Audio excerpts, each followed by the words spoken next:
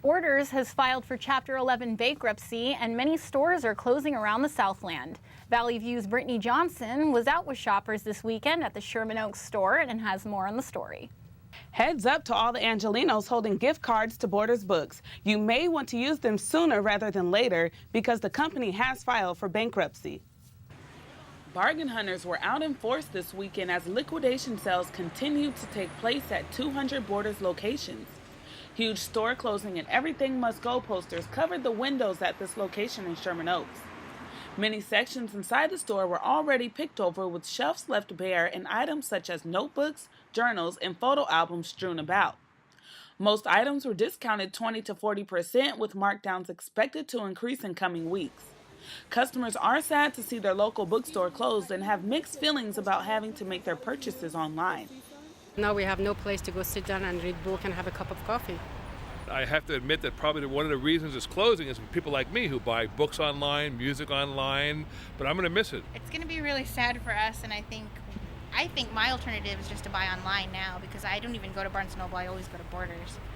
Mass merchants including Walmart, Target, and Costco became major players in the book-selling market, often offering lower prices than Borders.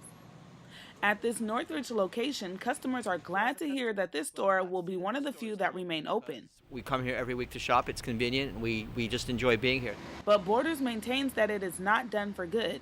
In a letter emailed to customers and posted on the company's website, Borders President Mike Edwards said, "We must restructure Borders and reposition our business for long-term success. We determined the best path for Borders to have the ability to achieve this is through the Chapter 11 process." Roughly 6,000 of the chain's workers will be laid off as part of the closures.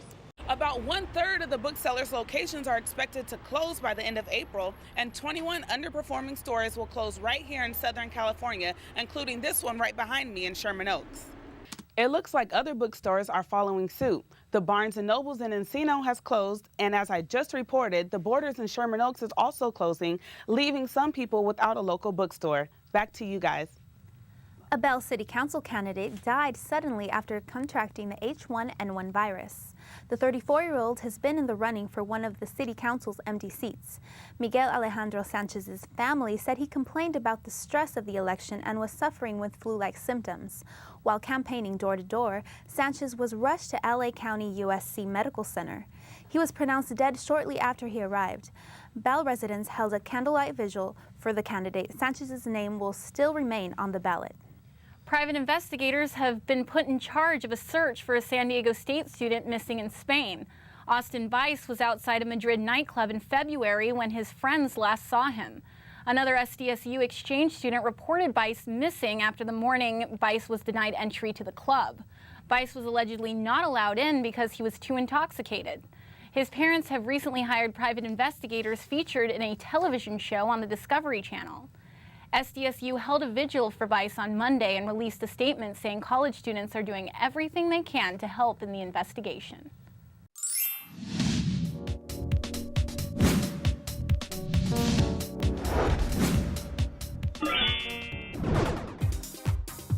Here's the scoop.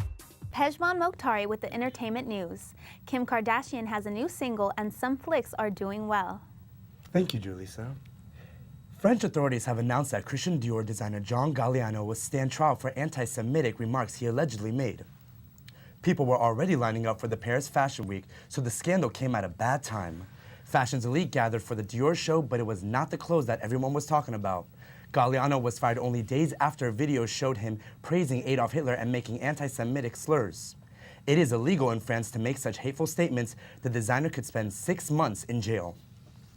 After getting canned from the sitcom 2.5 Men, Charlie Sheen may already have a new job hosting his own show on billionaire Mark Cuban's cable network. The idea for the show on HDNet came after Sheen and his friends hosted their own online radio show called Sheen's Corner.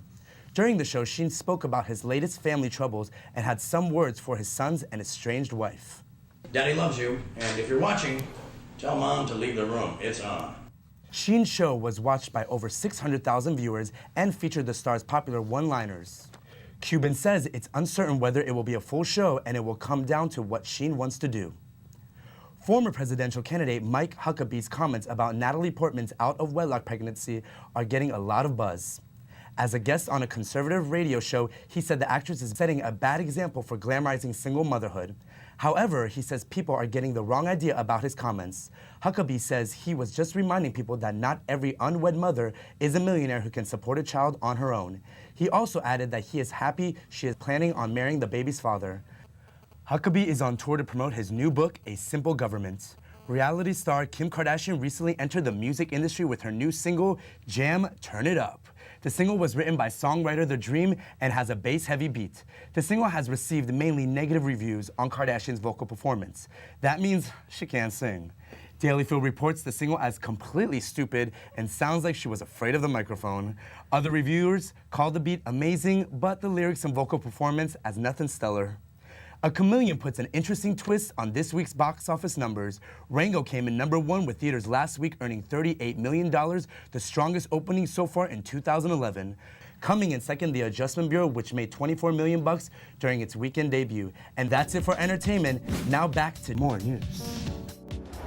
Traffic was jammed on the 10 freeway near Crenshaw Boulevard Monday because a dead body was on the roadway. The California Highway Patrol received a call about a body in the westbound lanes. The caller reported seeing a car stopped in front of the body in the 4th lane. According to investigators, the body appeared to be hit at least 20 times. Authorities are still trying to figure out if the man was dead before the vehicle struck him first. Mount Kilauea, Hawaii's active volcano, has erupted, shooting lava into the air as high as 65 feet.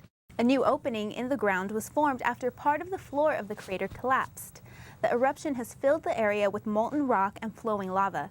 Scientists say areas near the vent could erupt or collapse without warning, making it a threat for visitors and hikers in the area. Hawaii Volcanoes National Park is closed due to Kilauea's activity. Kilauea has been active since 1983. The Los Angeles-based company DeFranco & Sons has recalled shipments of hazelnuts that were linked to several cases of E. coli-related illnesses. 7 people in 3 states have gotten sick and 3 people were hospitalized. No deaths have been reported. The nuts were distributed between November 2nd and December 22nd, 2010. What would you consider your dream job? How about traveling the country in search of your favorite beer? That's just what Canadian native Bill Perry does for a living. Perry, also known as the Pub Guy, recently reached a milestone when he visited his 2,500th pub.